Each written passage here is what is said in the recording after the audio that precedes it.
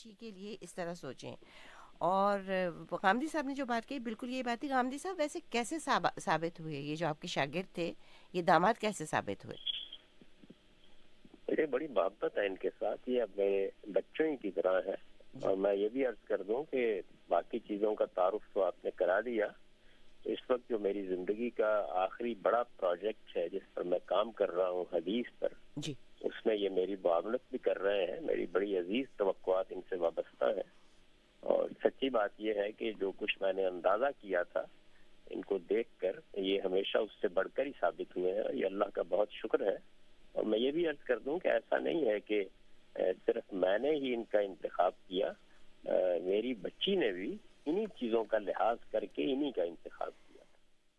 اپنے بچی کے لیے